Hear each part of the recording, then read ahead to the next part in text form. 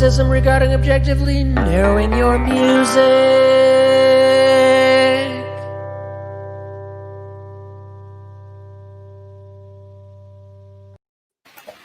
All right. Hey. How's it going? Hey there. Of A.C.R.O.N.M. You guys excited? This is it. Definitely. Oh my God, this is it. Here we go. This is episode 2. We're glad you guys are here. I know in Canada it's the first night of hockey, so this is a terrible night to try to do this at 7:30. But for those of you who are here, this is episode 2. We're talking about the road between Toronto and Thunder Bay. And guys, I don't know if you know this, we got a last-minute sponsor this week. We're struggling with this. Let's see it. Yeah, our sponsor this week is Blues Music. Nice. Until you are unhappy. And so we'll go. That's the International Blues Musicians logo. The best. It's good, right? Yeah, it's very good. Very good. So anyways, like we said, this is episode 2. We're doing the Great Canadian Highway. This segment, here's a picture of the general route we would take. And Google Maps says like 14 hours. I always thought it was longer for whatever reason. You know why? We always think 17 because of the Ignis trip the first time, but I think we've done Thunder Bay in like 10 or 11. I think we've been able to do that. Really? So, when we really speed it, we're good. That's You're a fast driver. Well, I'm usually behind the wheel, so I'm keeping track of that stuff. I was just reminded of a story. Maybe I'll tell it a little later. Yeah. But anyways, should we? I guess the first half we're going to jump into music, obviously, like we always do. Did you guys do your homework? Yeah, a little bit. A little bit. Yeah. Well, I mean, I know a lot of these songs. We did some friends again. Steve, as always, is up first. He showed up on time, which is nice. So we're going to get him started here. His first pick this week. Oh, dude, I like that. There you go. Yeah. Can you hear me okay? I can hear you pretty good. 100%. Why don't you tell us why we should listen to this? Well, Tamara Williamson is one of my oldest friends in music. I met her in around 92 or something, around the time Nirvana got started. We also got started as a band, and we were called Mrs. Torrance. Before that, we were called Why the Sky. But the reason I picked this song is because this particular drive, is something that every band does who's going west. And of course, when Mrs. Torrance first got on the road, we took that road, the Highway 69. At that time, it wasn't a 400 highway; it was a smaller one, and with lots of curves. And it's just an amazing highway that it holds kind of a bittersweet feeling for me because you're leaving on the road, and that's kind of, for me, that's kind of the theme of this episode, is like that feeling of leaving home. Yeah, and, really leaving home. It can be stressful. I remember one time, actually, with this band, Elliott Brood, I don't know what I ate, but I got really sick up around Ignace or someplace like that. Yeah. We finally finished the drive, and I was like violently ill just from the emotions, but also from just, I probably ate everything that I saw on the way.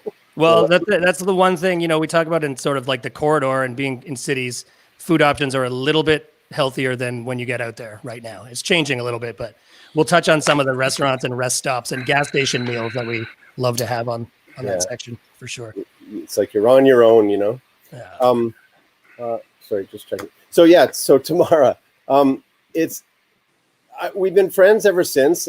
And this is like, our band was a band from 94 to 97, pretty much, 93. And we did a lot of touring, a lot of playing. And Tamara's songwriting has always really resonated with me. She is, what can I say? She's got this wonderful sort of trained operatic voice. And her writing is just, it's from the heart. It's not like rhymey or typical, which I kind of love about music, like that you can get into, sort of dig deeper into it. And as her drummer, she always gave me the reins to do different things. So this song is sort of a resurgence of her and I working together since COVID, and we've all been sort of strapped at home. She came up with a few songs and asked if I wanted to play with it. I should mention, this is an extension of like 2 years ago or 4 years ago now when I was young. Yeah, back in the day, back in 15 or 16, we had a resurgence, and Tamara and Chris, the bass player, and I got together and recorded a whole bunch of songs that were kind of loose, well, very directly related to her recent breakup. And out of that, we thought it was going to be a Mrs. Torrance reunion, but what it became was something called the breakup diet.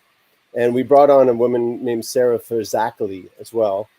That was I saw her in the image there that you flashed. Yeah. So between Sarah and Tamara and Chris and I, we did a thing called the breakup diet, or BUD for short.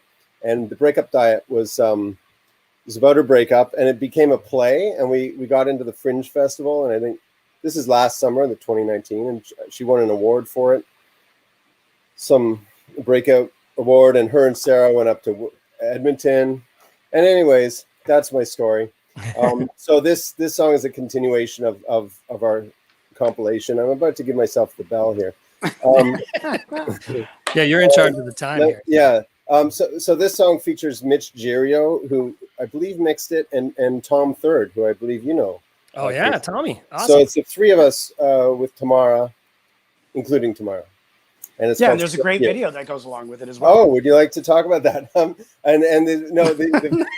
Please. The video features dancing, and Tamara sent us all a message. Would you dance in the street in a red outfit? So I said, of course. I said, sure, I'll dance in the street in a red outfit. It was COVID times. No one's going to hit you with a car. So I did that. And if you watch the video, search out Tamara Williamson. Maybe Casey can post a link. It's actually in the list of songs. If they go on YouTube, that's where it's at. And as the episodes flow, you're going to see pictures of Steve in a lot of different clothes. So let's just say that now. Yeah. We'll be going on that. So let's move along to Mark, as we need to head along to the next tune. So this is one I completely obviously agree with. Well, I would have taken it had you not. I mean, any song really from him. Oh, okay. Well, sorry, I didn't mean to steal. It's all good. From you. Yeah, no, you're fine. It's more an homage to you and this band. Is the reason why I chose this song is because Casey came to see me play with a friend of ours, which Dan Rock, prior to our band, Elliot Brood. I did a show at where was it? I'm trying to think now. Where Steve used to work at the Cameron House, and Casey showed up with this record. He's like, "You need to listen to this record." And The Hill is phenomenal. I mean, it's the. Let me go back to it here. It's all derived from the Spoon River Anthology, which is I wrote it down here on my homework. Got some graphics here. There, I put a picture of it there for you, buddy. Oh, there you go. Yeah.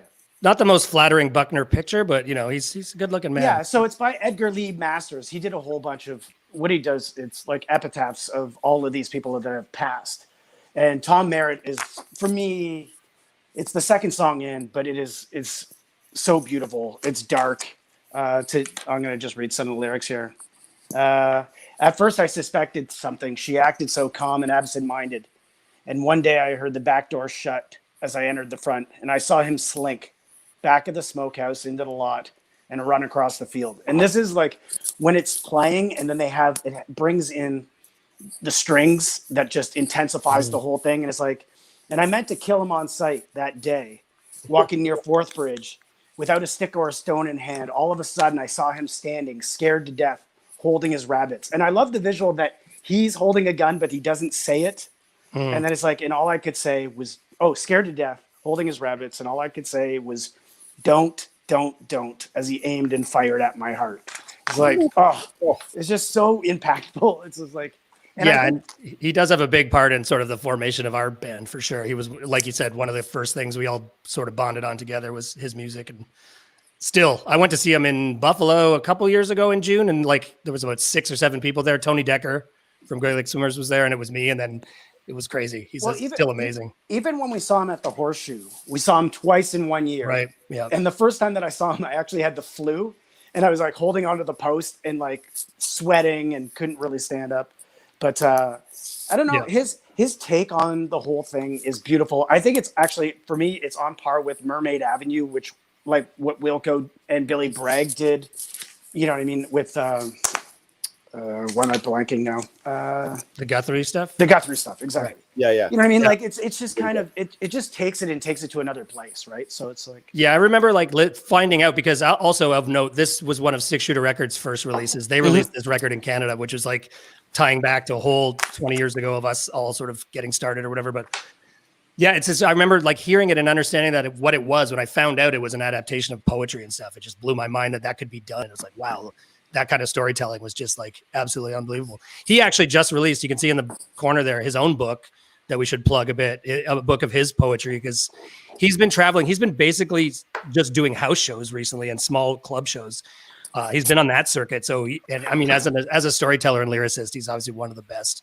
So that book, I don't have it yet, but it just, I think it was released a month ago or something, maybe 2. Well, this is the other thing. It's like when I looked him up on Spotify, he only has 10,000 followers, which is brutal. Like that, how is somebody that amazing only have 10,000 followers? Like, how do people not know this beautiful work? It's just like that. It's all one track. You know, and the people he's worked with, like Eric Hayward on Steel, he's involved with all of like the best guys in the universe that we all live in. So, yeah, that's how it is, though. How many guys can you name that are like, why doesn't everyone know about these guys, including even the next guys we're going to talk about are in that realm as well. So, it's wild. Yeah. And you're up next, Ken. I am, and we'll just continue on with the same sort of era, at least. Anyways, another band that when we were just kind of starting playing around Toronto, the Fembots were ones that we saw a lot and listened to over and over. And I just recently sort of rediscovered them or whatever, looked them up again and started listening. I've been biking around LA a lot, which is LA is actually a great city to bike in because no one walks anywhere. So the sidewalks are all essentially bike paths because there's no one, everyone drives. You just so I've been looking for new soundtracks and I fell back on the Fembots. They have a few records. The two that stand out probably to both of us is Small Town Murder Scene and The City. The song I'm talking about is from Small Town Murder Scene, and that's the name of the song. Again, lyrically, it's one of those things when Mark and I first started kind of writing, that was the storytelling was the most important part. And this song like sets the scene of a murder in a small town by the name of the song. Walking down the stairs into the basement where this has obviously happened, like the single hanging bulb cast dirty yellow gloom on all the things we didn't use. Like I'm paraphrasing, I'm missing a bit of it, but just the way they set it up. And these guys are pioneers of using just junk and toys and weird sounding things to make their songs even better than, the lyrics themselves. There's a picture of them having a drink somewhere in Toronto, probably.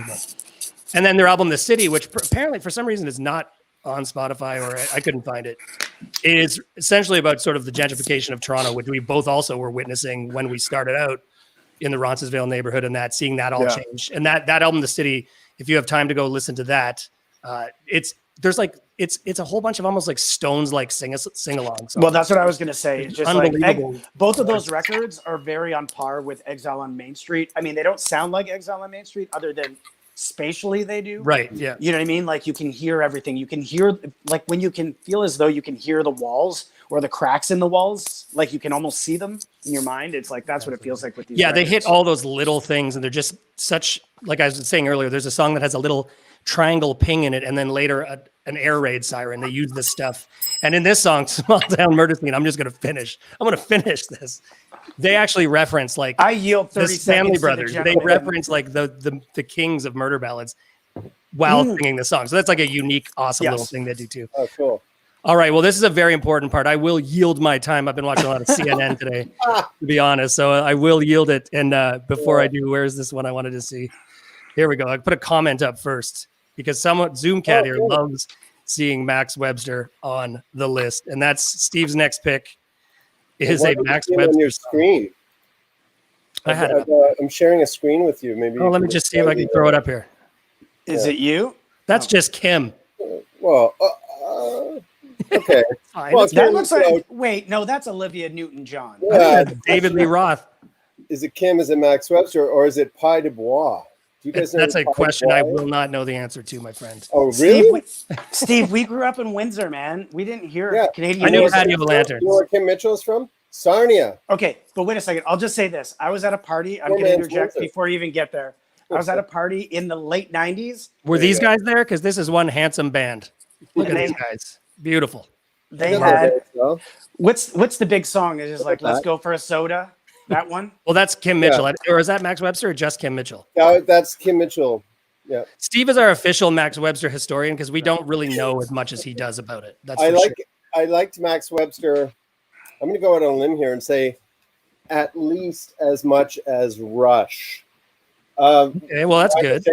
Because it looks like Bob Dylan is in. That guy looks a little bit like Bob on the left. Yeah. Well, Bob Dylan. That's Terry Watkinson. You know the song "Let Go of the Line"? He sang that song. That was a great song because I was in like grade 6, and the Max Webster was a little too threatening for my parents, but the song "Let Go of the Line" was on CFTR all the time, so I was trying to go to a Max Webster show using that song. Right. See, they're just that's your pitch. Yeah. You know who else loves Max Webster, Steve?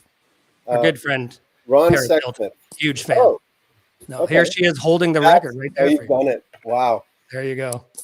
That's gonna be our monthly gambit, right? She loves all the stuff we love, and that's why we love Paris. Right. It's always Paris. Can I start? Okay. You're gonna start. I was just gonna say one thing, because I never knew of Max Webster until I knew you. Come on. Yes, I was at a party. Child. No, but I was at a party and people were singing like "Might as well go for a soda," and I'm like, "Is this a new song? Is this a hit song?" And Steve, we got a question. This is nice. Live. Here's a question from Zoomcat. Can you read this? Second verse of "On the Road" debate. Whether freedom is on the road, or someone knows Max Webster, or is it when you get it back home? What do you guys think? Well, see, this is the thing, right? Like that. Now I mentioned Pi du Bois. You did. Does anyone want to answer? I don't know who that is. Right. No, I mean anyone online. Pi du Bois was the lyricist, so he was like the lyrical component. So Kim Mitchell didn't write the lyrics. Oh, it was this guy Pi du Bois, who I later saw in around 1990. I somehow got backstage at a Kim Mitchell show. I saw Pi du Bois there, and he wasn't who I expected. He was sort of a biker guy, like leathers, kind of cynical dude. I don't know where he went, but in the day, his lyrics were really, they make you think, like that question there, like, is freedom when you get back home, or is freedom when you're on the road? And he uses a lot of sort of double entendres through his lyrics. So it's kind of an interesting read. Well, to answer the question, though, my personal take would be when you get back home. Because when you're in the van, you can't escape. There is no freedom. It's an easy answer. That's not a tough. It's like enter the jail for 10 hours, drive. Then enter the jail. The only freedom is you playing music for that hour and a half, and then you enter the van again, go to a hotel. Here's someone who did it right. This guy, Steven, did it on a motorcycle, so that's a hell of a ride. Oh man, that'd be beautiful. There you go. Well, here's the thing about that song. Like, it's kind of dated because it uses like there's chorus on everything. You got to understand the era. There's chorus on the bass, and there's like a bass solo in the song. It's kind of weird, but I've seen later versions where he does it acoustically, and the song, it's so awesome because he's sitting this high note all the time, like it's sort of at the top of his range, and then it kind of descends down to like an E chord, and it's really gratifying at the end. So it's kind of like getting home. You almost hear it's the musical version of that. And I would agree that if you were raised or you grew up in Northern Ontario, Max Webster's got to be part of, at least of our age, of like those bands that formed you. Whether or not we definitely in Windsor, they were not as popular maybe as outside of Windsor. No, but we had Bob Seger, right? It's just like I realized I'm like, I keep knocking Steve for Max Webster every now and again, and then I'm like, but I like Bob Seger. So I mean, what do I have to say about anything? You know who else likes Bob Seger? But I don't have a picture of her holding that record yet. But we should move on because we even have a guest this week who we're going to get to, one of our oldest friends. Okay. So let's whose turn is it? We're up to Mark, I believe, here. But did Steve have enough to say? Did you say? Did you? He dinged himself. Yeah, oh, did you? Okay. He's basically saying Max Webster's the best band ever, which is... Well, it was in its day. Oh, yeah, and I did mention Rush, and Rush and Max Webster did a duet. I think it's on the Universal Juveniles album. It's called Battle Scar, and it's 2 drummers, 2 bass players, 2 singers. It's like this incredible, change of heart style, like rock. And it's 2 band. It's like it's so awesome. Anyways, friends hanging out. It's almost, I don't know what. It's very low. I'm sorry, Mark. I just said it's like good friends hanging out, making music, playing. Right. 2 respectful bands. 2 drummers playing the same, like Neil Peart fills at the same time. Pan it out. You know how I like to make it. Heaven right there. 10 and 2. Pan them out. Yeah. All right, sweet. Let's. I guess we're going to. Well, everyone should know this guy. If you don't know Link Wray, then I don't know why. I would just say people probably know Link Wray. Like I knew Link Wray until our sound tech, Noah, like kind of kept playing it on the road, and then we were like, "What is this?" It's like, oh, this is Link Wray. It's like, I went and saw Link Wray at the Horseshoe in the late 90s. And I was like, I don't remember him playing any of this stuff. And it's like, La Di Da is like an amazing tune off of Link Wray. It's self-titled album. Came out in 1971. It's rustic. It's like a rustic gospel album. It's kind of in line of, what we were just saying about Small Town Murder Scene. It was recorded in his brother's chicken coop. They just went and set up, and they decided that they were having problems with the piano. So instead of like tuning the piano, they just tuned down to the piano, and they're like, we'll just play that way. And I love that. This album is gorgeous. It's just like it's in the line of the band. You know what I mean? Like all of that stuff. At Dylan at the time, it's 1971. And the whole thing is Link Wray had kind of gone away for like 10 years or whatever and came back with this album, which is just beautiful. It's just like this whole song is all about hope. You know what I mean? This land is your land. This land is my land. It's no one needs that right now. No one needs any of that. Don't give me your hope. Well, don't you feed me that shit. Yeah. But the whole thing that I love about this song is like right off the top, the way they mix it, the hi-hat comes in so hot. It's so loud that you think the drums are going to burst. And then all of a sudden the piano rolls in and then it's vocal and you're just sucked into this moment where you're like, you're kind of scared at first and then you're like, oh, and it just opens up. Things. Like on Like a Rolling Stone, like the snare that changed the world, like, like just like unbelievable. I think that's the song. I think I'm getting it right. But like the Dylan thing, those moments that are just like, maybe you mix that a tad loud, but it's just amazing. Just like, that Link Wray song sounds like a jam too, right? So, totally. I wonder if it's literally could have been mixed to 2-track, like just straight up, right? It possibly. I don't. You know what? Maybe I should have did more research on it. I just kind of like knew certain things because I've gotten into it. But the thing that I want to get back to is, I miss Noah. I miss the road. Yeah. Hanging with Noah in the van is like the best thing. And we will have Noah on. He's the one who introduced a lot of us to a lot of the stuff we didn't know before we knew him, obviously. Well, he's such a deep cut guy. He goes deep inside artists and finds like amazing tunes. Actually, he bought me the Link Wray album that I have. He's the one. Well, that's how I got into it. I took it home and was like, oh my god. With the side profile of him with the like beaded jacket. Yeah. Hold on. Maybe I should go get it now. You can get it. Yeah. Go okay. For it. Okay. Oh, look at this. There he is now. Let's get it. We got Noah here commenting from beautiful Vancouver. He claims to miss us too. That's beautiful. We love you, buddy. We love you. A snap of that. Yep. Yeah, beautiful. I heard him there for a second. Yeah, we're lucky enough to have Noah DJ most of the time. He's our guy. So I can't find it. Somebody didn't put it back. It was probably me.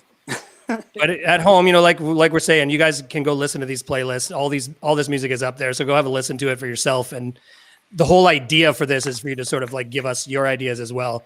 So like we're trying to do this thing after when you're done. If you go on Twitter, you can sort of hash brown these two words. That's a Cobra Kai reference for you guys out there. He says, I love it. You got to watch Cobra Kai. Hash brown acronym, hash brown, Elliot Brood. And tell us what you think. We're wrong. Tell us if you think this song should be changed to something else, whatever you think. It's like, that's the whole point of this. Well, there is another song that I wanted to choose, but it's like, if you're introducing people to other, like newer stuff, I was like, this song maybe leads you into a better track so that you can be like, oh, I'm into that. And then you the gateway. Dig deeper. Exactly. Yeah. Nice. All right. I guess I'm up. You are. I'm on the list. One of my favorites. I've been crushing the van on recent tours with Carrie-Anne Hurst and Shovels and Rope. If you're not familiar, get there quick. You should go listen. They're a husband and wife team, but Carrie-Anne had, so Shovels and Rope, if you're in the Americana world, you'll know who they are. They're just a 2-piece powerhouse. Both incredibly talented. I think they produce their own records at home now. They've built a studio and everything. They sort of travel on the road together. They have a child. It's like such a beautiful idea that you would make music with your family and make a living at it. So I've always liked that. But Carrie-Anne herself had 2 records before they became Shovels and Rope. And the song I picked is the last song off Lions and Lambs. And it's called Forsaken Blues. It's just a great, dirty, sort of like heavy guitar rock song. And you could hear what I think Michael Trent produces it. I think he did. Again, research. I could have read this before, but this is before I think they were married or a couple or whatever. But you can hear Shovels and Rope sort of starting in it. And I think over the last 5 years, they've put out 3 or 4 records, as well as like cover records, which are amazing. They did that song with Shaky Graves. They covered Neil Young. What is it? I don't know if it's Human Highway or Somewhere on a Desert. What's that song? What is that song? She rides a Harley Davidson. Ageless Beauty. Ageless Beauty. Right. Oh, yeah. Whatever. Anyways, because I've every time the guys will like sort of start nodding off, the only music I have on my phone is like Shovels and Rope, and I'll just put that on and turn it off. Come on. Well, I mean, no, you never know. Steve nods off when he gets in the van. Yeah, well, it's they're one of those ones like they've been putting out records, and I buy every one I can. I think they're incredible songwriters. They have a great line in this one. It's sort of a breakup song. It's like, "Baby, you called my bluff. I was never good enough. I was made from lazy, weaker stuff." I just always that's like a pretty big admission to know you're like the shitty person or whatever. You know what? I always enjoy when you play that late at night. It's like when we're going back to the hotel or whatever. And I remember specifically in Caslow when we were driving, we were at that ski lodge. Yeah. And we were playing Shovels and Rope all the way back. And it was just like, they're just so and it's just like they're again, we get sort of, a lot of people do mention to us, like, you make a lot of noise for 3 people. And like, to tell you the truth, these guys make a thunderous amount of noise for 2 people. So if you have a chance to go look at their live videos, the one we put on the YouTube playlist that you can go check out is a live video of them in a van playing this song. So it's more of a raw, like less produced version, but equally like amazing. She has like she's sort of a modern Loretta Lynn voice. Or something. She's got a bit of Dolly in her too. Like she sings things like, if she sings about drugs or anything like that, it's like completely believable. Not at not one moment are you thinking you've never done that drug. It's like she seems very, because I do get that sometimes. We talk about that. It's I like, know what you're saying. I believe that. Or like, it seems completely, I'm always totally immersed in what they're doing. And I think they just make really, really great real music, and they seem super authentic. Noah, our sound tech, actually has met them a few times and says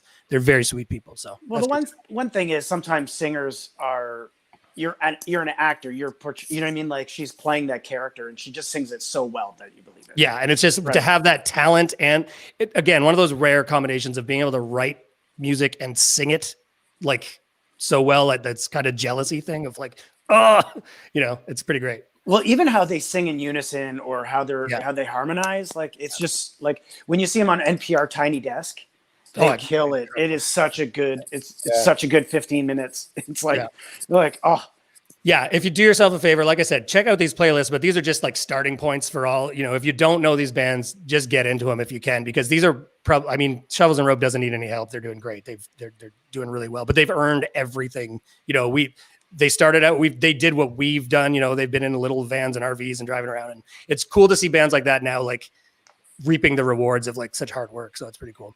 But again, I cede my time to another pick from our friend Steve here. Dude, the gentleman from Hamilton. The gentleman from Hamilton will get 2 minutes and a red solo cup to talk about other friends of ours who we've traveled with, named the Wilderness of Manitoba.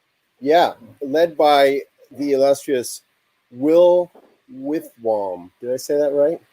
I hope so. Excuse my language. That it's a tough name. It's but it's he's the band. I remember them. There he is. Yeah. Okay. Will was actually first. I don't know if you guys remember this, but first recommended to us by another sound tech of ours named Ryan Fields. Love him.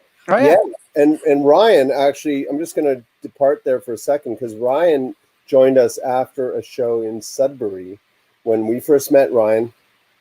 Forget who he was doing sound with, but Pat Robitaille. Robitaille, there we go. That's right. And so he came by, he said, "Hey, I'd love to work with you guys." Starts packing up my cymbals, right? And I'm like, wait a minute. Like, I'm fiercely do-it-yourself, so having someone pack my gear is like... Don't you mean lose it yourself? Yeah, I lose my gear. I lose my own gear. I knew where he's going there. I knew he was going to go. Yeah, I leave things everywhere. So, so Ryan was actually trying to help, and I kind of, kept him at bay. But he worked with us for probably 3 years, good 3 years, and he introduced us to Will, as in like Will should open for you sometime, and kind of like point taken. And then soon enough, what year was it? 2014, 2015, 13, 12. It was a Work and Love tour, I think, wasn't it? Work and Love tour. That's right. What's that? Yeah, because we had Aaron, and I just remember this band because they were, first of all, they have amazing voices. There was it's a male and female vocals up front, and I believe it's Raven Shields. Raven girl. Shields, that's who it was. Right. At least Raven at the time. Shields. I don't know if that's changed or what they're doing. Yeah. now. And then Mike Brushy on drums and Tavero. Is it Tavero? Yes. Oh, nice. Good memory. You're gonna Mark. You're gonna rock the right? quiz today. I think you got all of them. Wow, Is that I it? wouldn't. It is? Okay. It's something. It's very close, but I know Brushy's right because Brushy's a legend, Yeah. of course. But. So one of my most memorable sets with them was actually the first two. There would have been Thunder Bay and Winnipeg, and the Thunder Bay was at Crocs and Rolls. So a little preempter for our next guest this evening. But yeah, the song. There's this particular song I picked, which is. Did you just ding yourself out while you were doing it? I love it. I gotta shut this thing down. No, it's tough to leave someone, and it's kind of provocative lyrics about what it feels like to leave someone, and that's kind of how it again feels like when you get on the highway and you drive 16 hours and you know you're going to be gone for 3 or 4 or 5 or 10 weeks or whatever. It's like and feelings are pretty raw. And actually, just remembered something else that would often happen. I not so much anymore, but back in the day, Mark would lose his voice within the first. And then I would blame you. Somehow it was my fault. Yeah. No, I would blame you because you had young kids at the time, and I'd be like, that's where I got the cold. And then it wasn't whiskey. Never. Never. No, nothing to do. Or we always started out rough. I mean, we'll talk. The second half of the show is the first leg, and it's always. Yeah, I don't think we ever started out on the healthiest. Yeah. But hearing those songs, "The Wilderness of Manitoba," particularly this song, it would just get me in the mood to play. And I love when you're doing a tour, if you have an opening act that you love to listen to. I mean, we 100%. Always choose that, and it's so key. It just like dig in the people you're with, and you get into this vibe, and you're like, yes. This is a great night, and that's how that felt with hearing this song. Well, totally. It's like I want to be side stage, humming along to their songs. Yeah, you know what I mean. Yeah. Into the music. Yeah. There's been only a few times, luckily for us, where like you just want to avoid that band. Where it's like, when is this? Because for the most part, we've been really lucky. Like $100, Wood and Sky, everyone. If you always the Winter Sleep tour, just to see that every night was amazing. So we've been lucky with that kind of stuff. I had a fun fact. One fun fact before I go. You got dinged out like 20 minutes ago. No, you did. Here's the fun fact. Are you ready? Yeah. Joe Dunphy, who engineered our Ambassador, right, produced their record. That is a fun fact. I'm the record because I like the music, and he's like, Joe Dunphy. And Alex Lifeson from Rush is also on that record. He did a solo. He walked in and did a solo, and then walked out or something like that. Yeah, I remember that story. Yeah. Pretty awesome. Yeah. And it sounds really good. So beautiful. I think one of the first projects that came out of the Revolution Studios that they started in Toronto. Yeah. Very nice. Yeah. Okay. Yeah, great songwriter, great songs for sure. And we got to luckily spend a month or two or whatever it was together traveling across the highway. Yeah. Yeah. All right. I guess we'll move on to Mark. Mark gets the next pick. Here we go. Okay. So my next pick was just I was listening on Spotify and it just kind of popped into my ears. And her name is Kate LeBon. And the song is called Are You With Me Now? And it's off of the album Mug Museum, 2013. This song is just, I don't know. It's like from moment one, I was just like, what is this? The guitar line pulls you in. It's so delicate. The vocals, the lyrics, the whole thing is like, I didn't get the lyrics until like, after having maybe listened to it like 4 or 5 times. I was just kind of caught by the melody. It's one of those ones that I kind of say maybe it gets stuck in your teeth and you can't spit it out. You're always constantly humming it. So I don't know. I just love this one. She's a Welsh singer-songwriter. And I never knew her before having picked her here. But yeah. You always bring us the new material. I got to hand it to you, Mark. Yeah, I like it because I've been falling back on old favorites. But I'm up to get some new stuff. Well, the reason why I'm picking new stuff is because even when we went out on our first tour, it's like there was a whole bunch of stuff I had never listened to, 100%. Like it's just like trying to think of one of the bands that was like, what is the guy? Oh, Modest Mouse. That's Modest Mouse. Like we killed that Modest Mouse album when we went on tour. And I knew of Modest Mouse, but didn't really know them and didn't sink my teeth into them until we got on that tour. And then I was like, I've been missing out on this for ever. Good news for people who love Bad News was that song that we just wore out. It was a single at the time. It was the first, when we left Toronto, it was the first thing we ever listened to. But we bought the CD while we were on tour. Yep, totally. Yeah, but like I said, I think I obviously made some kind of a mix CD or tape or whatever it was, and it was like repeat. But yeah. But that's what I love. I like right when you were setting out. Like this is always this drive is always the most inspiring for me because it's like the first day of school.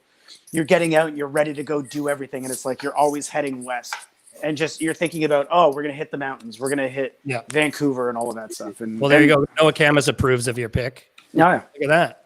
The king of the Knights of the Turntables has blessed you with beautiful. It's great. Thanks, Noah. Yeah. I miss you, buddy.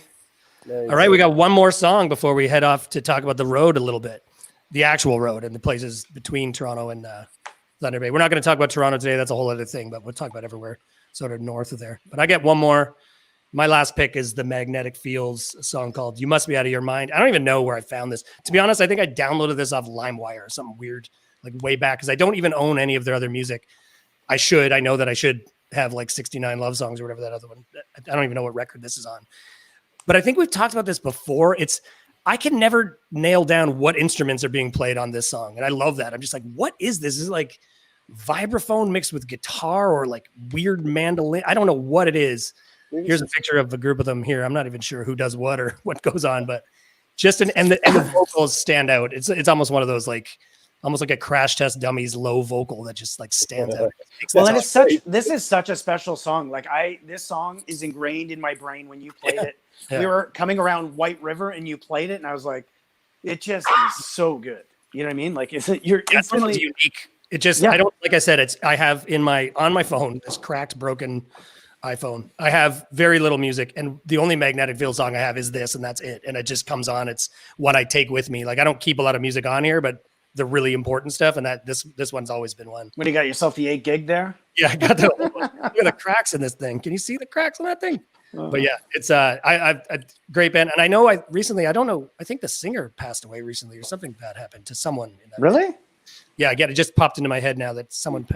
I think I'm right about that. But where are they out of? Anyone? I thought it was New York or something like that. But again, all I know is this song. I never got past it. I never it's been one of my go-to like single songs or whatever. So I have no idea. We're hosting a show on YouTube. I could research. I'm gonna look it up right now, really quick. We have research team on it right now. We're self-producing. So well, my phone's being used for this, so I gotta use the I feel like they're a New York band or Brooklyn or something. That's what I thought. Probably some weird place like Albuquerque. But they're one of those bands. I think if you love them and you know them, and people are, it's a cultish sort of fan base of really great songwriting. People who love that kind of songwriting. But yeah, it's just, again, the thing that always stood out to me about that actual song in particular is just, I don't know what they're playing. I have no idea what's going on. And maybe it's just me, but I'm like, what is xylophone? What's happening? What are all these noises? It's so good. And the message, of course, I love a good breakup song and an angry sort of like get even song. That's good. What is it? I want you crawling back to me down on your knees like an appendectomy sans anesthesia. It's pretty. That's pretty beautiful. Now you just made me think of that band out of the UK that somebody gave us the album, and it's like the song where they say they're doing drugs in the bathroom. It just popped into my head. Remind me, this similar band, very similar. And they're from Boston, Massachusetts. Yeah. Oh, the one that we listen to in England all the time. Yeah.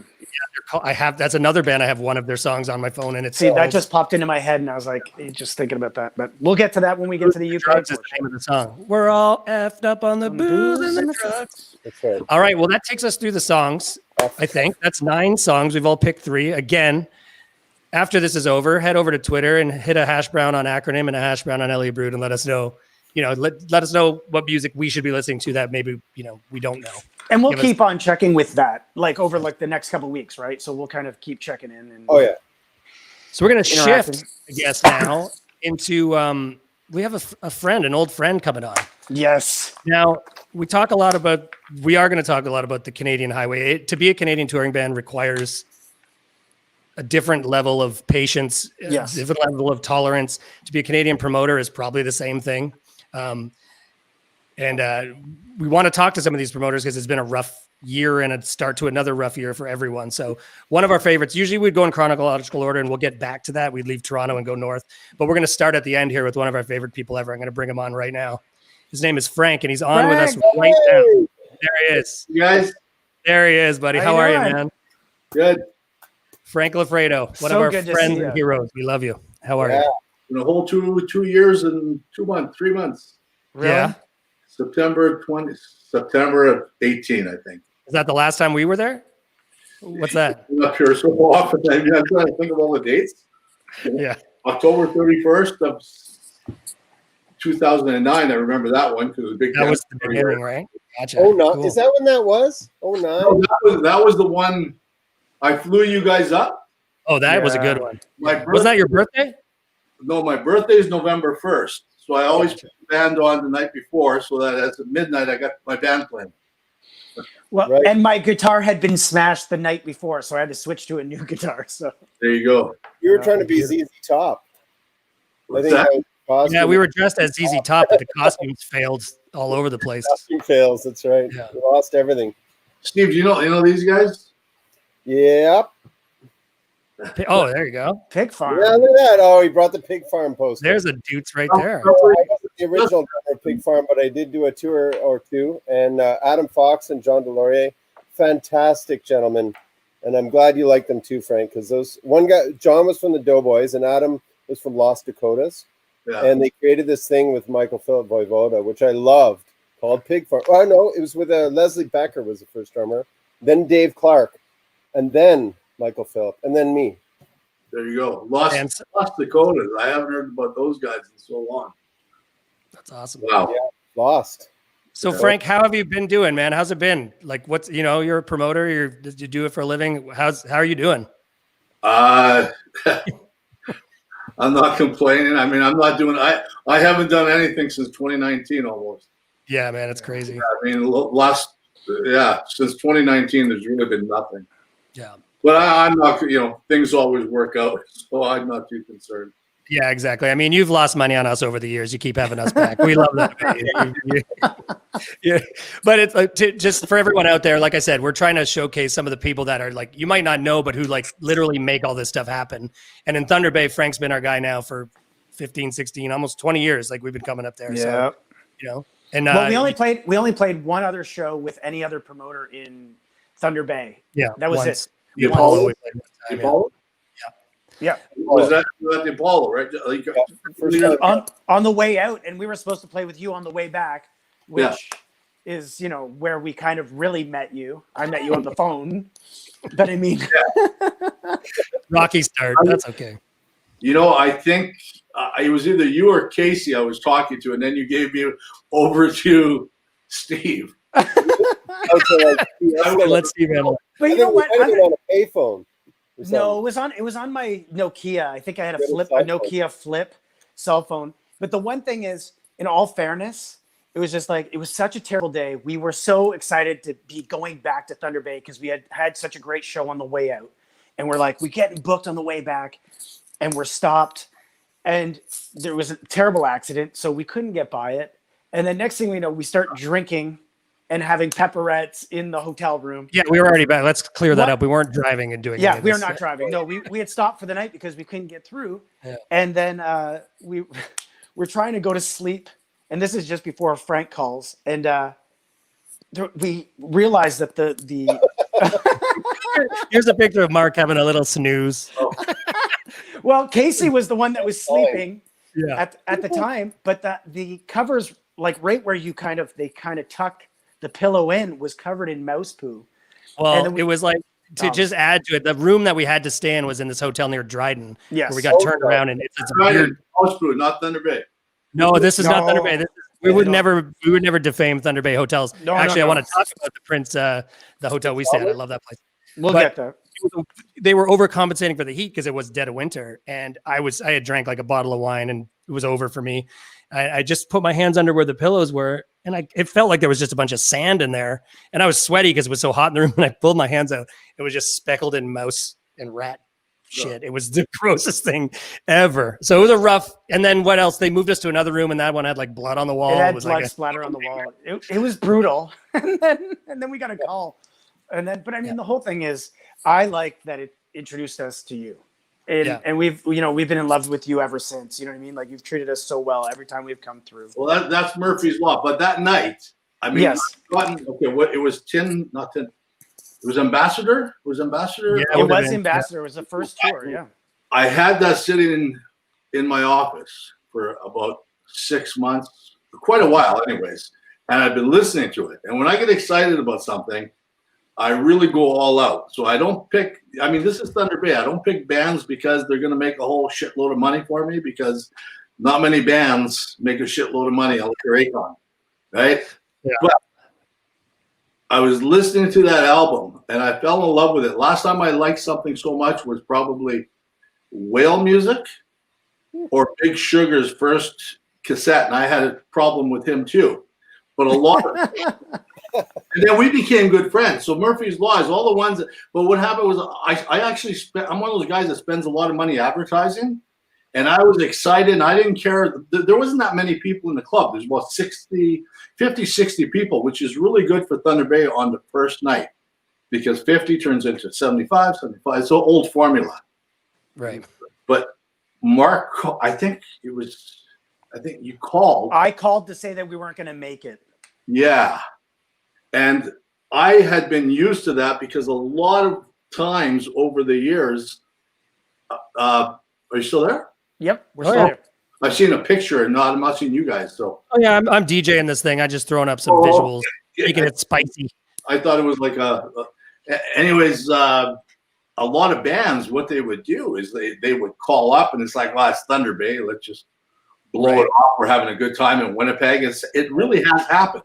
Right. Thunder Bay is not, I mean, Thunder Bay is not even a secondary market. I've always considered it kind of like a tertiary market, but you know, when you're a couple of, Yeah, to us, it's key on the way. Yeah. I was spending a lot of money on advertising, and then you called and say you can't make it, and I'm going. I remember the phone call like it was this morning. We can't make it. There's an accident, and I said, "What the kind of people would make that kind of an excuse?" Because I know you guys are probably staying partying in Winnipeg or something. In my mind, and who would do that to anybody? And it's like I'm excited about the band. I got 60 people, 70 people here. Yeah, I remember you saying that. And it's like, and the whole thing is like, I don't understand what you don't realize. People died on the road. We can't get around it. And you're like, no, you just got to go off the turnoff. I'm like, there is no turnoff. It was like miles and miles of cars. I know. And then I gave it to Steve. I gave the phone to Steve because I'm like, you talk to this guy. I'm not And talking to this guy. de-escalate. Yeah.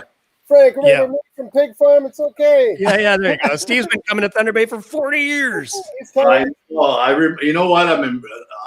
I'm sort of embarrassed, but I mean, in my mind, I'm going, I like these guys, but I'm really pissed off because I kind of want to listen to them tonight. I was in the mood, I built it all up, and then you guys ended up coming back, and Oh, yeah. Of course. We've had some of our greatest times ever there. Obviously, you've seen it. You've seen it when it's been too much. I'm going to put up a picture quick. Frank, you obviously know the Hoyto, legendary place, which we have only ever been to once because of how late nights always are in Thunder Bay. Like we've only ever gone there once. And the nature of touring in Northern Ontario is the next day is an 8-hour drive. So, even though we've had some pretty late nights, we can't stick around too long always. We always have I love that we have our meetings at the hotel in the morning to settle the show the night before and stuff like that. It's always been a fun thing for me. I like that. Yeah, that's always great. that's a sad story, but I mean, they just closed. Did they actually? No. Oh, no way. For 105 years or something. Wow. So it's going to be. There you go. It's going to be. They're doing that for a condo or something like that. Ah, that's the worst. Yeah, horrible. Well, that's brutal news. Oh, there you go. So we only ever got to eat there once, and Mark didn't even order the pancakes. So Hoyto, I mean, I used to take bands there going right back to the late 80s, going for breakfast over there with the band. Oh, that's crazy. I think the only time we ever went there, I ordered porridge because I'm not a big pancake guy. So Yeah. I probably insulted them, but I didn't Porridge? Porridge, yes. The person who served it to him didn't even work there. It was some weird random. I've been going there so long, and there's always this one thing on the menu called clabbered milk. And I have no idea what that is, but I'm going to have to Google it up now that you mentioned the Hoyto. I remember that it was on the menu since I was a kid. Wow. Clabbered milk has to be a Finnish thing. Yeah. Yes. A shout out to our friend Pat Lagar here. I put his comment up. Hey, Pat. Another amazing promoter we'll talk about when we get out west. Look at his But, photo. Look at his. Yeah, I know. They're having a great time there. He's another one of these guys. And like I said, just like Frank, people who like what you just said is important. Like a lot of you guys do this because you just really love the music, and it's, you know, you're not going to get rich off of these indie bands, but you do it because you want to hear it, and you know that other people will like it. And it's a huge thing to do for, we've been doing it now for 18 years or whatever. So we're very appreciative of that for sure. Yeah. I'll be honest with you. I'm glad that I'm never going to be a rich guy, but I had having a lot of fun, and I know I'm going to probably get right back into it. I've got some options that I could look at, but nothing's as much fun as finding new music and stuff. And here's a view from our hotel room, and in a lot of places in Canada and probably everywhere, there's like quote unquote banned hotel rooms, and we stayed in these two rooms probably 100 times down at the Prince there. And it's a view of you can't really make it out, but there's the sleeping giant out there. And so that's what I've always loved about Thunder Bay is it always feels 3 days into a tour like we're home for a little bit with that comfort level. You know what I mean? Because to be honest, when we were younger, we'd come out of the gates and it was like we would have late nights the whole time, and you got to, so Thunder Bay being the first real like weekend all the time, right? Generally, which is like I think I used to put the bands I liked. No, I better not say that. You had different level accommodations for all the bands. Exactly. Yeah. I'm going to bring up something. I don't know if you remember that, Frank, as well, but Casey decided to pull over and we picked up two hitchhikers outside of Thunder Bay. Right. That turned out to be these two amazing dudes from the States that had hitchhiked, and then we would give them all our food. And I think they stayed with us for quite some time, but we met them just outside of Thunder Bay. That's right. Remember that was no, but they were doing this like worldwide tour of never having money. Like they were doing this crazy trek across the world on the kindness of strangers. So they're probably, I don't know if they're still alive. Which tour was this? Do you remember? The more recently, like 2 or 3 ago. The summer. It was in the summer.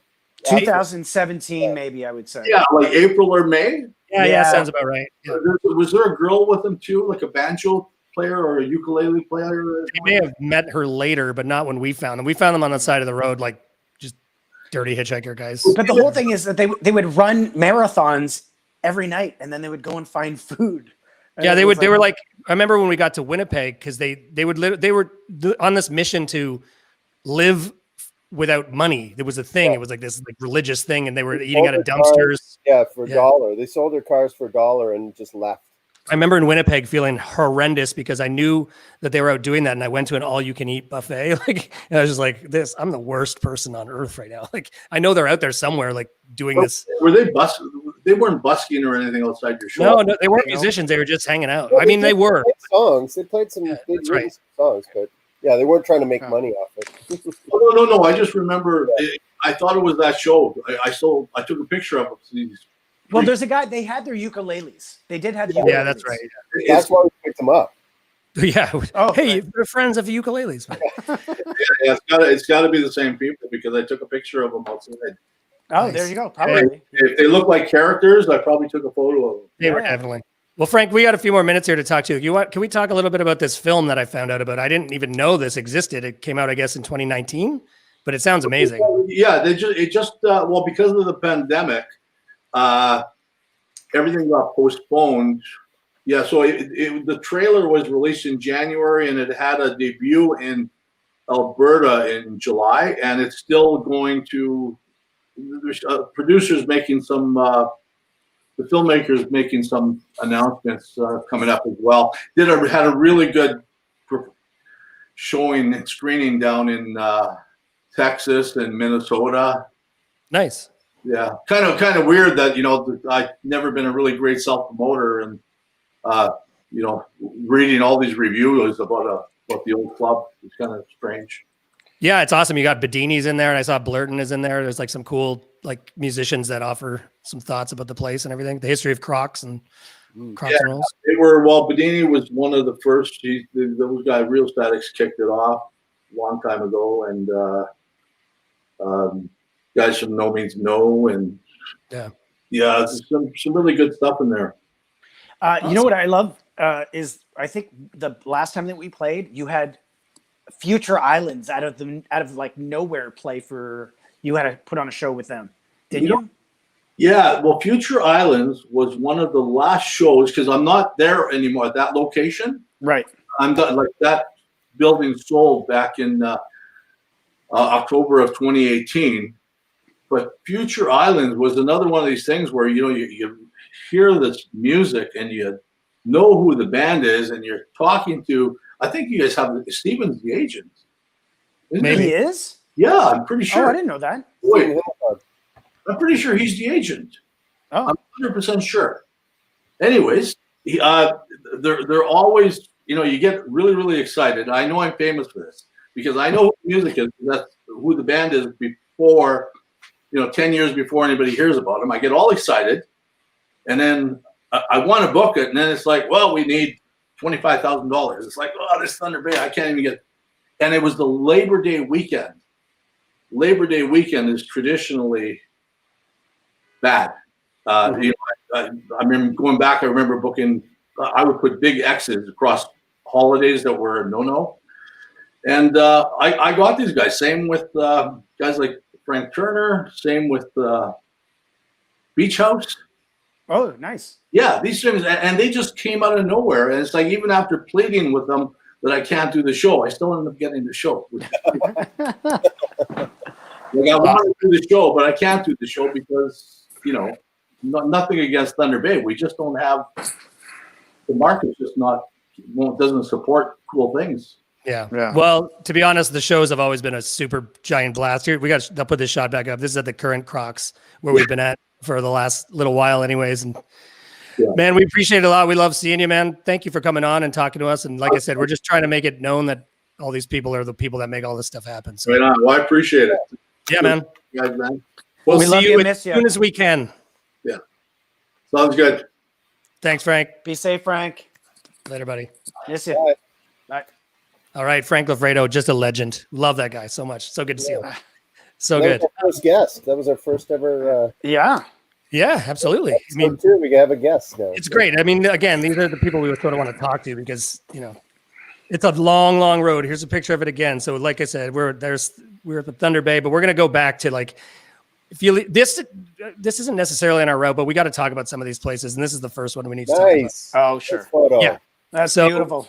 Yeah, this is, the people who know this place know it. If you don't, it's fine. This is in a place called Avening, Ontario, the ACC, the original ACC, Avening It looks Community so small Center. in that photo. It does look very small, but it fits about 200 and some people or something like that, doesn't it? 250, I think. Yeah, I mean, it's been crammed in. It's probably, I mean, I think I could safely say it's one of our favorite venues, run by some amazing people, Sarah Hershoff and Bill and the people and their families who, again, take care of us and put on these incredible shows in the middle of nowhere, quite literally, Creemore. where people flock to it. We've recorded songs there. We've recorded albums there. Yeah. I don't know what else to say about the place. Any venue that has a 5-pin bowling alley in the basement is pretty good by me. Even having lived there, we've lived there. This is the kind of way that, like, I hope shows, I think when shows come back, it's going to be more like this, you know, because it's going to have to start small. But when we play there, Sarah brings in the food. It's like a home cooked meal. There's a kitchen in the back. It's this, we do the dishes. There's always like this tradition of like, we do the dishes before our show. It's super fun. There's some of our favorite people. And generally the crowd is what, Aurelia, Barry, and people from that area that show up to those. But I might add, yeah. that we've actually recorded in there a couple times. We've rented, Sarah's and Bill have let us rent the venue, and we recorded some stuff for the Tin Type, 2, right? Yeah. with Yeah. Ryan Fields. Ryan Fields and Chris Stringer. Yep, that's right. Oh, look at this one. Luke Martin says he met his wife at a show at the ACC. So there you go. Ah. That's what we do, Luke. We bring people together. That's what it's all about. And that's their child. There you go. I hope so. Yeah. Show. Unless he just exposed himself for some other family somewhere. But that's pretty great. I mean, those are always incredible nights. It's basically like a 2-night stand now. And you can see, I mean, if you have the chance to go to the ACC, the Sadies, any Canadian act, you know, like Dan Mangan will play there. It's just Nico Case has played there, right? an amazing place to see shows. And again, like Sarah Hershoff is now we can call her an incredibly good friend of ours who's always taking care of us. And like I said, Bill and everyone else who's there. Who does, I always forget the tech's name. What's his name? Why am I forgetting him? He's so great. My bad on that.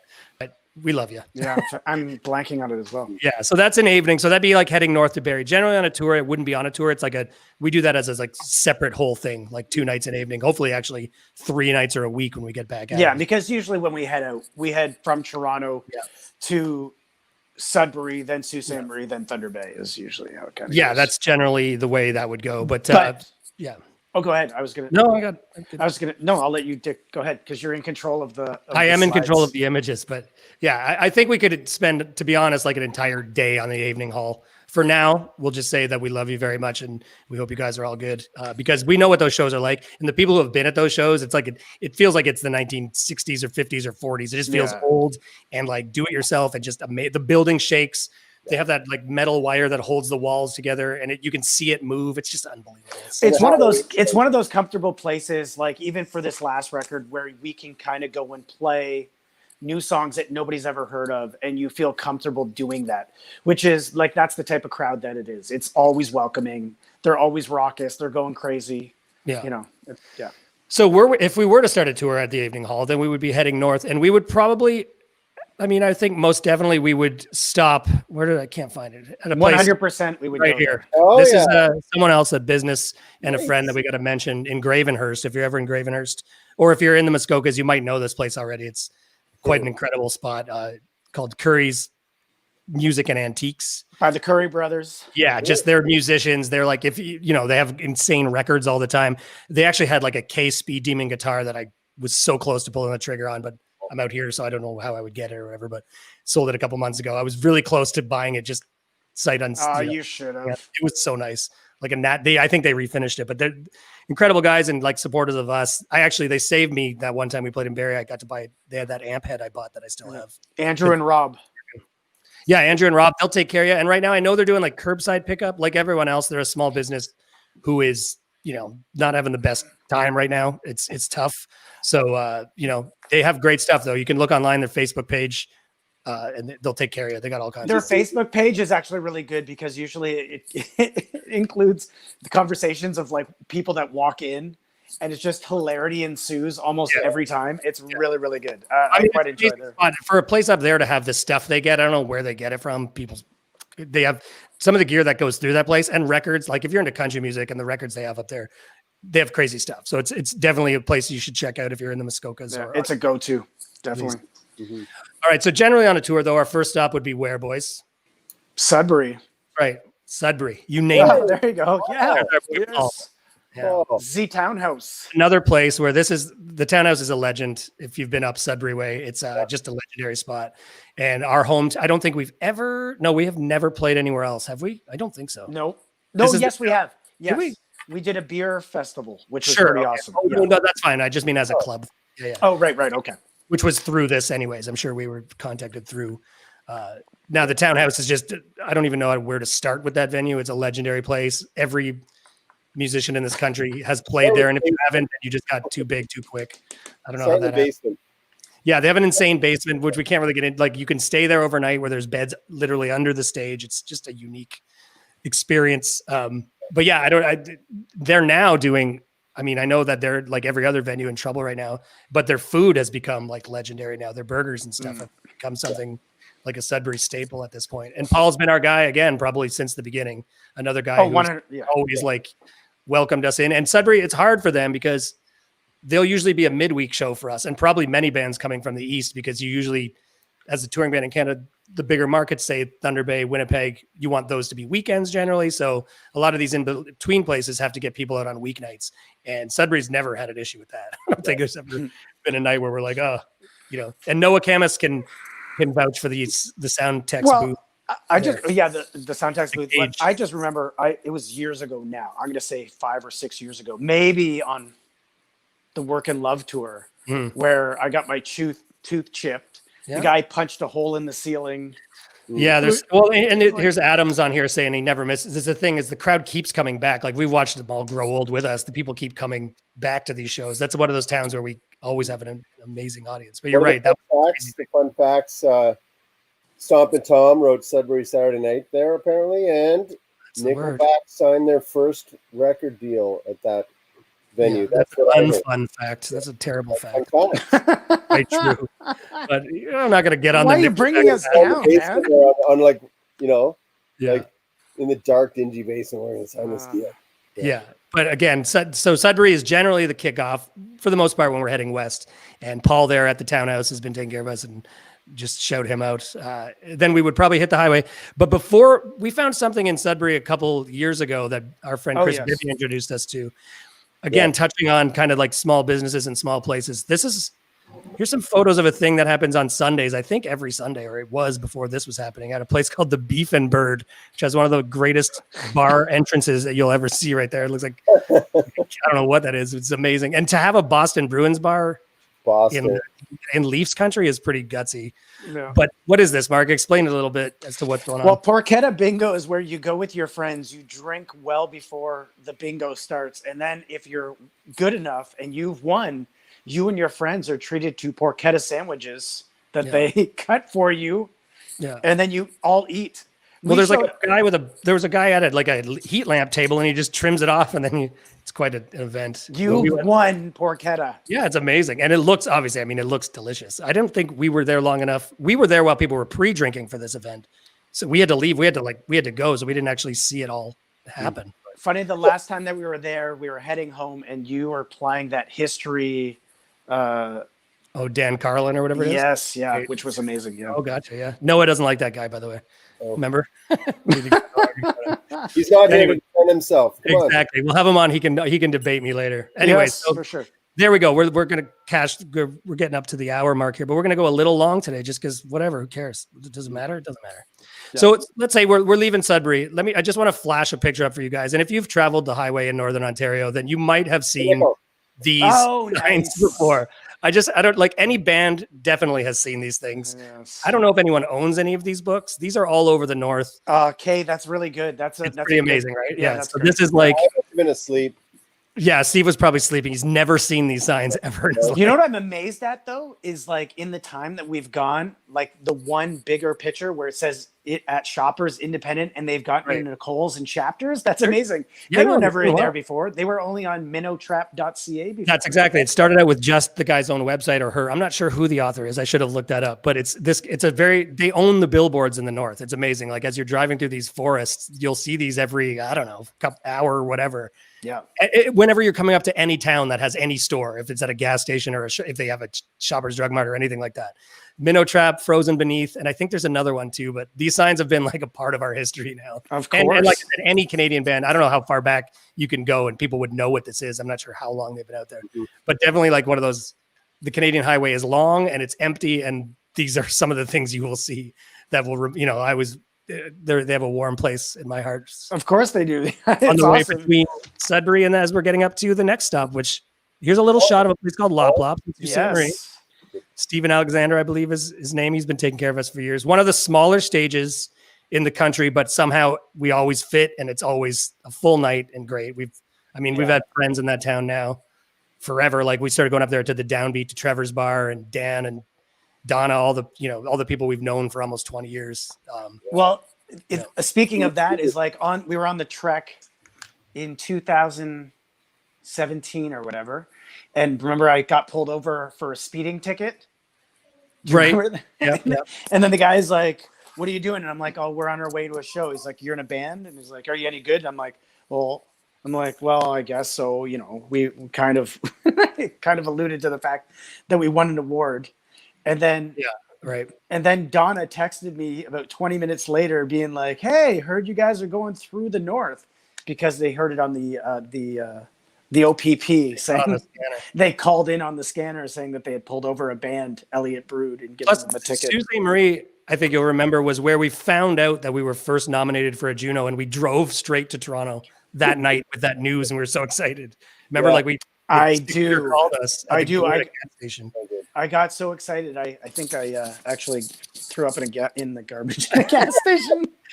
But on top of that, I called my parents and I was like, "Mom, Dad," and they're always on speakerphone. "Are you guys on speakerphone?" "Oh yeah, we're on speakerphone." And you can hear my dad in the background. "What is it?" And it was like, "We got nominated for a Juno." "What in the hell is that?" What's a Juno? Yeah. All right. That's pretty amazing. I think at this point we did talk to Frank. Our next, so if we were to leave, there's a sign. Speaking of signs, that one sign, you might be segueing to this anyways, but in Garden River, there's that. It was massive sign someone had painted on "This is native land," and that's right. Anyone who drives that route knows that sign because it's so mad. It's on a train bridge, I think, and it's like a reminder, you know, and it's like so great. And I think that's why Garden River was kind of for Ted Nolan. the song, Yeah, because he used to play for the Red Wings back in the day. And that's where he's from. Yeah, Garden River. Awesome. Yeah. So wait, did I get it back? No, I didn't get it backwards. What's that? I'm just looking at the map right now. I thought I had it backwards, but I don't. Because Sault Ste. Marie is up basically halfway to the Thunder Bay show, right? It's at the point you can't see it actually on that map. Yeah, it's not listed listed there. It's where it cuts down to Michigan there. Yeah, it's so essentially it'll be the halfway mark to the Thunder Bay show, essentially. And have we ever gone through? Maybe once we went through Michigan, where we went down through the tip. Right? Yeah, once or twice. Yeah, but that's not through Mackinac or whatever. It was nice. It was really beautiful there. But but the Sioux's always been good. So I'm going to throw a quick quiz up for you about the Sioux. Can you name this restaurant? And the second thing is, can you name its specialty at least? Steak dinners. No, that's a trick. No, I mean obviously. I thought it was spaghetti. Is that not No, it's not. But the name is hard. The name is hard. No. Do you have any guesses? No. Queen Street Diner is my guess. No, I can't guess it. That's Steve. You know what, Steve? You're using the picture, which is great. I like that you're doing that. I like that you're using the photo. It's actually called, revealed there, Muillo's. You would have never got that. But but we went and ate there, and I always get spaghetti when I go there. But the specialty is broasted chicken. Broasted chicken is the answer we were looking for, which I can explain to you is like apparently they like have this machine that spits hot grease at a chicken and it like sprays it. And really? I don't think it happens at all. Yeah, it's on there. I remember looking in there like, have the broasted chicken sandwich. It's one of their. I mean, spaghetti is probably good too. It looks very Italian to me. So yeah, I'm sure they make a good bolognese there, Mark. Don't worry about that. You'll be fine. Yeah. I've sworn off bolognese a long time ago. Yeah. Here's another quiz question. We're in the quiz mode now because essentially we were driving. We don't have a lot of restaurants and sort of late night spots to really talk about because in Northern Ontario, at least, and all over Canada, we have to be driving the whole day, basically. Like we got to be up at 8 a.m. and driving because it's 8 hours between everything. We're not, if you're in a bus or something, one day we'll get on the bus and we won't have to worry about any of this stuff. But I always think it's because you like to get up early. Oh yeah, that's why. Yeah, it's like, essentially, when you're driving, when you're touring Canada, you wake up at 8 or 9, you drive, and you literally get there for 5 o'clock load in. In all fairness, we actually probably get up at 7. Yeah, earlier, whatever. You're right. 6:37, and you're out. Yeah. Okay, so we would be driving, and again, I don't know if this is just parts on the highway, so this should be easy enough. But can you name this town? Oh, I know there's an A&W right there. Ignis? There is now an A&W there. No, not that far. What is that? Sonora. No, it's like this is the whole town. Oh, it's the coldest spot in Canada. I'll give you a free question. What's the coldest temperature ever recorded on this thermometer? 72. There you go. What is it though? What town is that? You don't got this one? It is an A&W we visit. There's an A&W now there, but anyways, here we go. It was mentioned earlier. Oh, White River. Yeah, not quite yet. Yeah, there you go. So these are all places. I mean, if you've ever driven across the country, you'll maybe remember them, but these are all the sort of spots that you could see along the way. Here's another quick one, boys. What town is this in? What town does this store exist in? Is that Wawa? It is Wawa. And I didn't give you the goose. Wawa's famous for the giant goose. I didn't want to make it easy, but I think we stop at this store every single time we go through.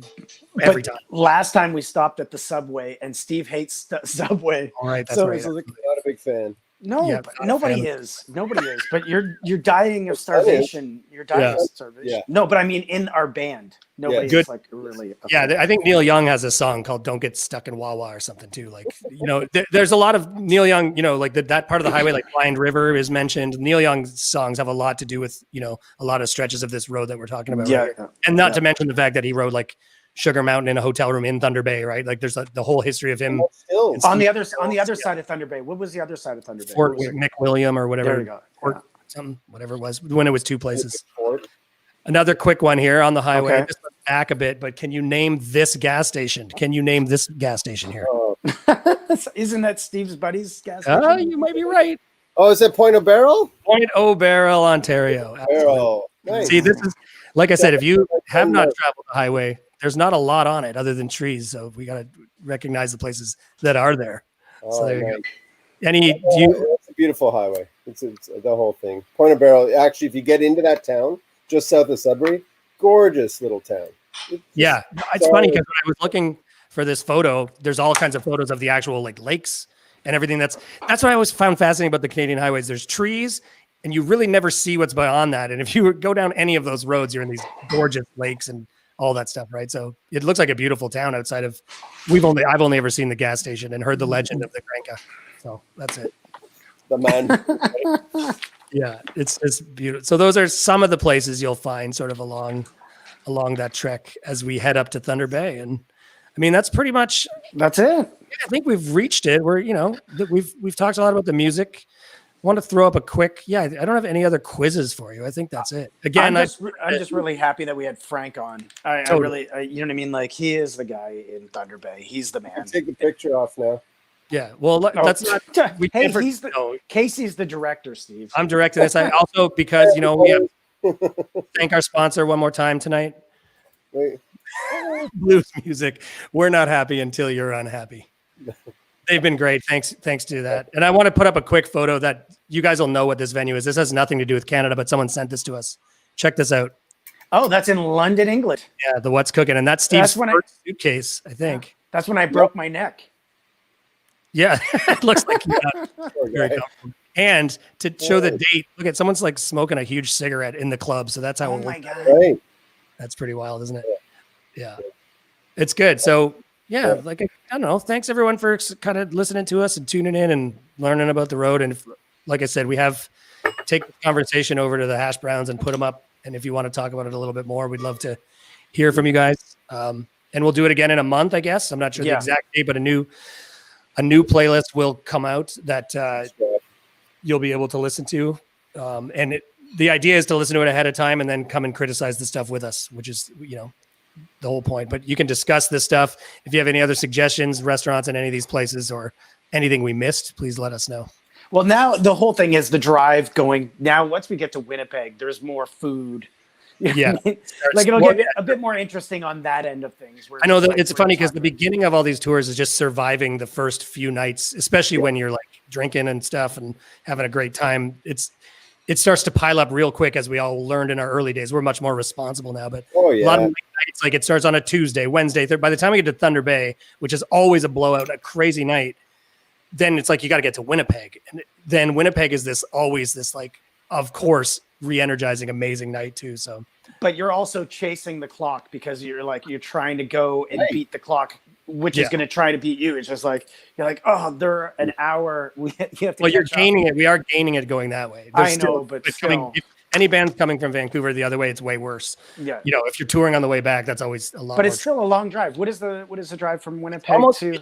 It's almost 8 every day until you get out to Alberta. So you're doing around 8 hours without stops from Toronto out. And that's what I think makes Canadian touring bands a little bit different than almost anywhere else that I can think of, unless there's Chinese bands or Russian bands that have to do the same thing. But I know that it's way different than the US, where you can drive. Or even Europe. Europe, you can drive an hour and a half. How many shows can you play in the Netherlands? Like 10? Yeah, within an hour and a half. I mean, and we've always tried to hit the smaller places, and we'll talk a lot about those places once we get into the prairies and even Alberta and BC, of course, where we play some places that other bands don't really stop. But they're obviously great shows. It's so much fun to do those things, and we always have the best time in the little places, anyways. Well, I think that's what I was going to say. As a band, I think those are our favorite. Even though you want to sell out massive venues, the intimacy of smaller shows it's the rock and roll aspect of it, right? Mm. So.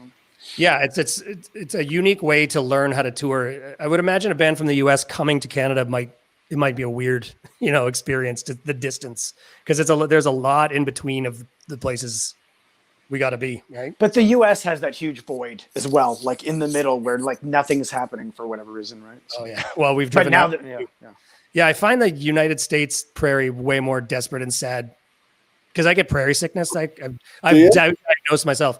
Wow. We're in the prairie. It's just the flatness, just something. Yeah.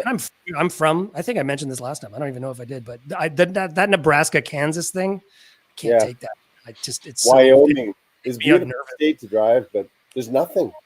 Yeah, it's like the best part is you're driving through it, and you're gonna leave it. That's where I'm at. Like Seattle, and we're losing a whole bunch of fans there now. All of our Wyoming contingent is out the door. I think we're done. There we go. I think that's it. All right, guys. We'll see you in a month or so. Nice work, Kay. Yeah, You really killed it tonight. I It think was really I good. think we were broadcasting everywhere. I think it worked. So now that we got the kinks out, we can have more fun like this. Get the geese out. Yeah. So let's just not forget that Steve is always in line with one of the greatest, people out there who their musical tastes will always line up. Well, always get Paris where once did in you a meet while. her? You met her where in LA a long time ago, and she's just Paris? loves. Yeah, I'm just joking. Oh no, I met a couple different weird people. But not her. Yeah. I'm not. No, never. I mean, who knows? It could happen any day now. Who knows? Anyways, guys, we're gonna log off, as they say. Leave those hash browns on our internet page. Yeah, stay safe, everybody. All right. Peace, guys. Nice hanging, boys. Later. Later. Talk soon.